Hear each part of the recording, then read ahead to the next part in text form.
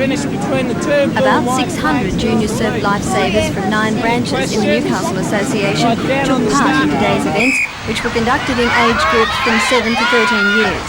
Among today's place getters were Sean Daniel of Swansea and Troy Dorker of Fingal, giving it their best here in the 9-year-old 160-metre swim event. The pressure was on Merewether today in the R&R section. The juniors were runners-up to the Central Coast in the Inter-Branch Championships, and today they fielded 2 teams in the event. All of today's place getters were awarded gold, silver and bronze medals. The winner of the 13-year-old Ironman event was Paul Tonks of Nobbies, and runner-up Brett Dorker of Fingal. Paul, who also holds the national title, will be hoping for a hat-trick at the state titles on February the 26th and 27th. The New South Wales Championships at Wanda Beach in Sydney are expected to attract 4,000 competitors from the 10 branches throughout the state. And they'll include today's top junior champions from Newcastle.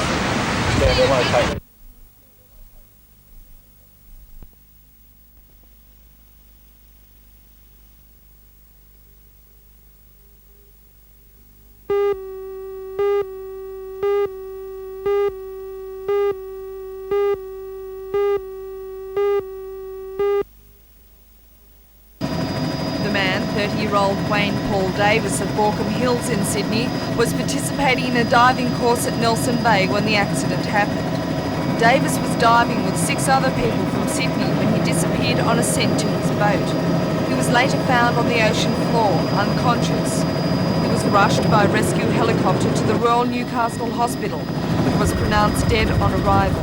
A post-mortem will be conducted to determine the cause of death.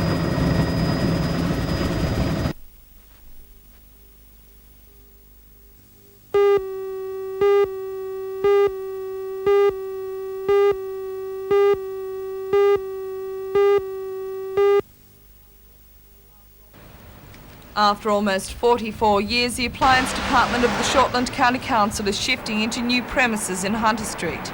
Despite its financial difficulties, the SCC bought the old Flint's building because, as one spokesman put it, it was too good a bargain to let pass by. The building still has to be refurbished, but officials say the move should take place within a few months. The Cashier Department and the Appliance Sales Department will occupy the building. It's expected the Shortland County Council's move to Hunter Street will help boost sales in that area of town.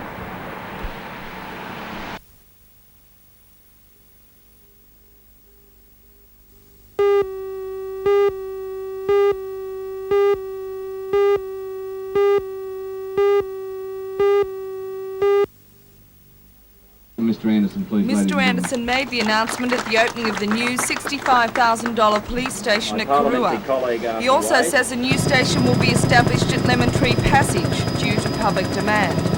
President of the New South Wales Police Association, Mr. John Greaves, says although he is pleased with the appointment of the 48 additional staff in the Newcastle district, he claims it is a mere drop in the bucket. But Mr. Anderson refutes this and says the 400 additional police officers in New South Wales is the biggest single increase in police strength in the history of the force.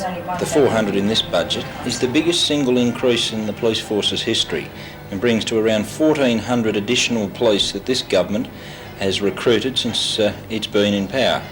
Now, that's a very substantial increase and one which has no parallel in the history of the police force. And those that criticise fail to see the new initiatives that are being undertaken. Part of the 48 is an accident investigation squad here in Newcastle, a similar one in Wollongong. We've seen the establishment during the last 12 months of a regional crime squad for the western and southwestern sector of Sydney, of 4 additional trail bike squads throughout the metropolitan and fringe areas. These are all significant improvements and I think to the benefit not only of the community but of the police themselves. Police morale, that's been another problem. Is anything being done about that? A lot's being done. I think that when the administration and the government and the unions involved are able to complete the consultative process in terms of dealing with the 213 recommendations contained in the Lusher report and come to grips with the unanimous recommendations of the All-Party Parliamentary Accounts Committee report, then morale will be significantly improved.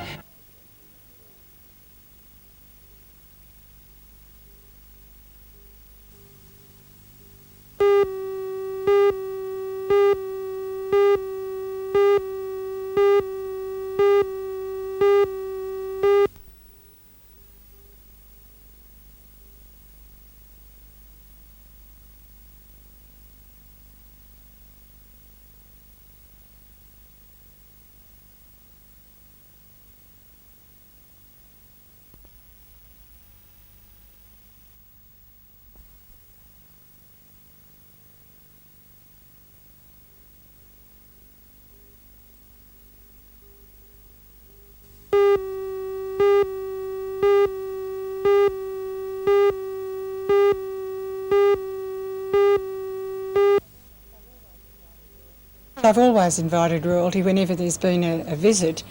We've always sent an invitation, a formal invitation, but I sat next to the Premier at the Walkley Awards in November and asked him, and he said, well, we'll be looking at it. And of course then they wrote a letter and said they were looking at 3 options and Newcastle was one of them.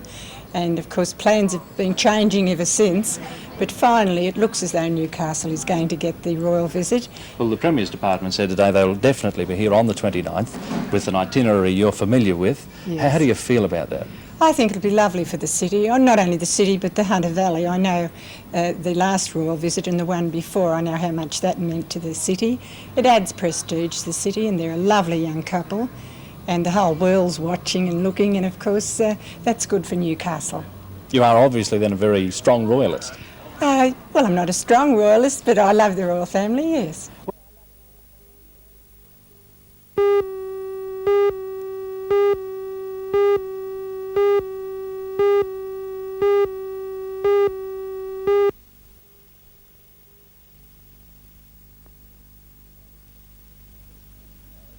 You can see it in Sydney now. Everybody's moving out. You see the trouble Newtown are having. South Sydney are having the same problems. North Sydney are probably having a little bit of trouble. So I think that North and Waratah will eventually combine. I think South and Central will eventually combine, and that's the only way they can go, because there's no kids. So when I played with North years and years ago, there was nowhere near the industries that's in the area now, and there's no houses being built. The young people nowadays buying a house, they've got to move out. And exactly. Who can afford to buy in Merriweather? A young person today. That's right. That's a lot of money, isn't it? That's it. You can't buy a house in Merriweather for love of money. Exactly. And young people, on the way the recession is now, and you've got to move out. And that's why the coalfields have got say so many players, and we've got so few. There's so few coming on. I also spoke to Brian Carlson about the huge money on offer today. I mentioned St George's recent purchase, Australian centre Steve Rogers.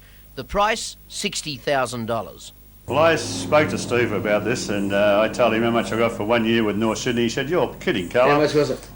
Wasn't much money. It was big dough in those days, it was big money in them days, but he said, "Mate, I get more than that a game." And I said, "Oh yeah, well, so Steve's getting, supposedly, I know how much he's getting, but he's getting a lot more than 60,000, I can assure you that." And Brian, would you like to be able to wind the clock back and start again with the big money, or would you be? Are you happy to rest on what fun you did have? I've had plenty of fun in my time, and I think I'll just stick as it is now and go and watch them running around. I wouldn't like to be running around now. It's a lot faster and it's a lot harder, I think, and they're a lot fitter.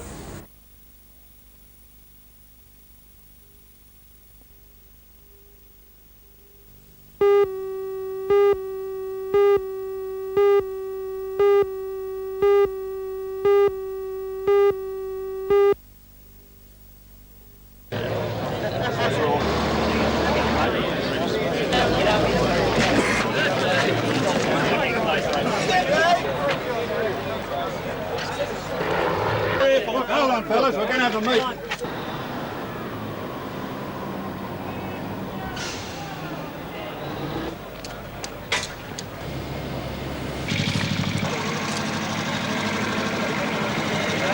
Today. Easy down there, boys!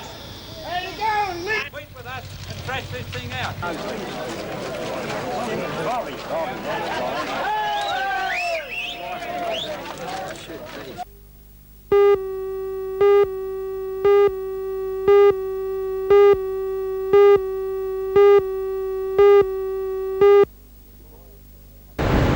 Good morning. We have a hot day to look forward to.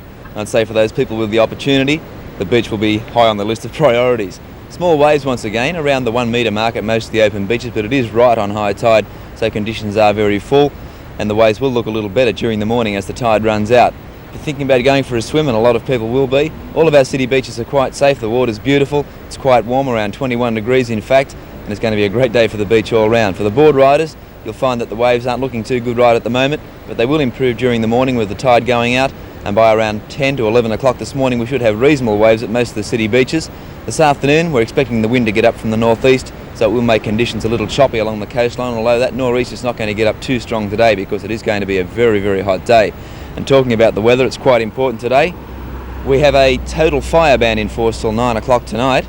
The fire weather warning today is very high to extreme.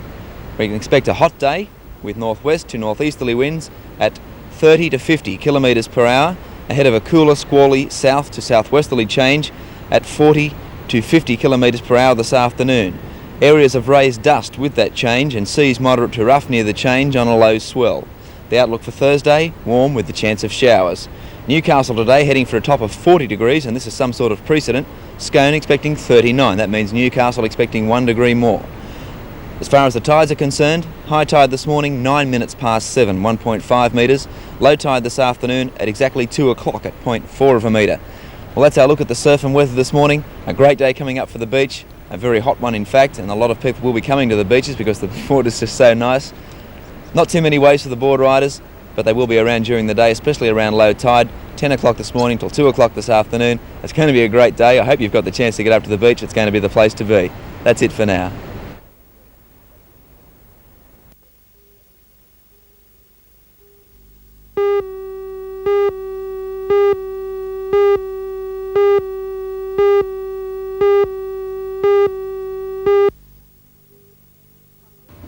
Superintendent Conaghan began his police career in Sydney at the age of 18. He came to Newcastle in 1977 as Assistant Chief Superintendent. In 1981 he was promoted to Chief Superintendent and became responsible for the administration of the entire Newcastle Police District. Superintendent Conaghan says he has no regrets about devoting his life to police work. I found it very rewarding. Over the years I've had the opportunity of working with some very brilliant detectives, and later on when I reverted to uniform and became an administrative officer, I had the opportunity also of working with some very fine men. And specifically your work here in Newcastle, how have you found that for the last 5 or so years? My work here has been administrative. I've had the opportunity of oversighting police in the valley right up to Scone and Murrurundi, Willow Tree, up the coast as far as Taree and Coopanook and the coalfields, and I found them a fine body of men, and it was a pleasure to be their superior. Have you gone through any tough times while you've been with us? We've had our moments in Newcastle. There have probably been industrial problems, but thank goodness with the help of the local trades council and the members of the trade union movement, we've overcame those. From time to time we've had armed hold-ups, and they've given us headaches, but due to the persistent police work by the men of the Newcastle Police District, those offenders have been arrested. And are you looking forward to your retirement? Very much so. After 42 years I feel that it's time to stand aside and let somebody else have the responsibility.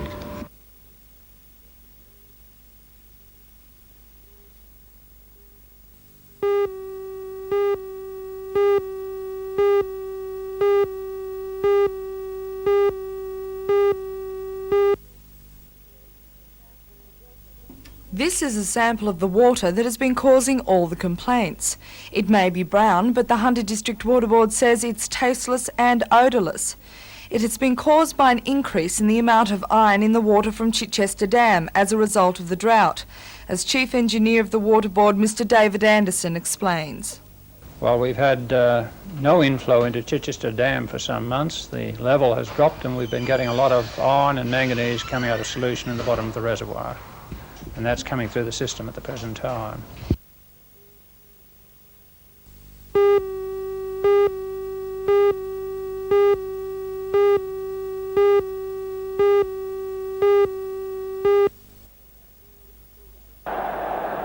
Liverpool in the red finally overcame some stout resistance from 2nd Division Burnley in the first league semi-final of the English Milk Cup. The champions won 3-0 at home at Anfield.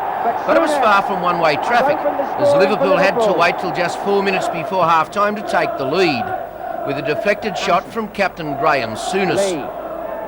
The 10,000 visiting supporters had something to cheer about until hopes of a draw were dashed in the 72nd minute when a penalty came from an infringement on Ian Rush in the box. To try to give Liverpool a 2-goal advantage, which from this first leg they ideally wanted as a minimum. Phil Neal scored from the spot, 8 minutes later, Hodgson ran onto a Kenny Dalglish pass to shoot in the third. The return match is in 2 weeks, with Liverpool now odds on to take their third successive Milk Cup. Middle, unmarked Hodgson. Can he make it 3? David Hodgson, yes.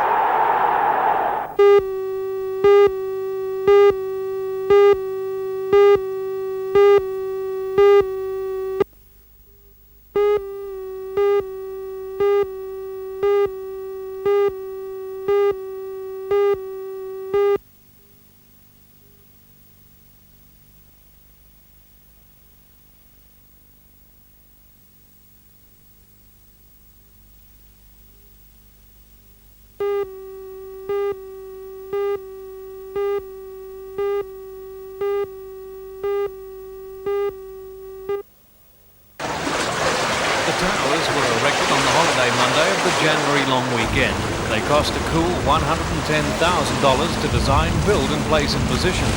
Once in place, the Newcastle City Council's Foreshore Development Committee demanded to know why they had not been informed about the location of the towers. The council has written to Premier Rand to complain and has called for a Foreshore Development Authority to coordinate such work in the future. But the Maritime Services Board was bound to locate the towers there because of the alignment of the channel, which has only just been completed to a depth of 15.2 metres. Other factors such as visibility and the location of the Stockton Ferry Terminal dictated the position of the towers if they were to be functional. The old towers, a familiar sight on the skyline of Newcastle, will be demolished in the coming weeks. The area on which the towers are located is officially unzoned. Slowly the council is reclaiming the base. The Maritime Services Board had no reason to make any formal application, and they assured me that the council knew about the location of the towers in correspondence dating back to 1977. But the fact is, the towers are up, operational and necessary to the smooth running of this port. With the completion of the harbour deepening, the old channel markers are being relocated to align with the new channel. This operation, involving Maritime Services Board craft, is being carried out today and tomorrow.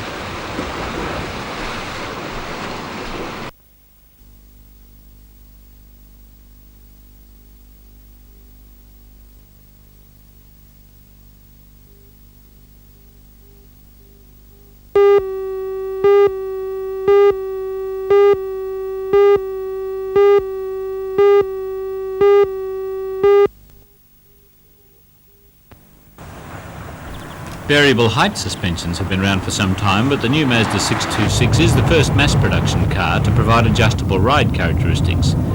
Called the electronic variable shock absorber system, it allows the driver to select a soft or firm ride by using a dashboard mounted control. There's a choice of normal, auto or sport settings. In auto, the front shock absorbers stiffen up above 80 km an hour, while on sport, the front and rear shock absorbers take on a firmer setting. The system is standard on the hatchback and coupe versions of the new 626 range, which is now front-wheel drive, using a 2-litre engine mounted transversely. The new 626 will also provide the basis for a new Ford model due for release later this year.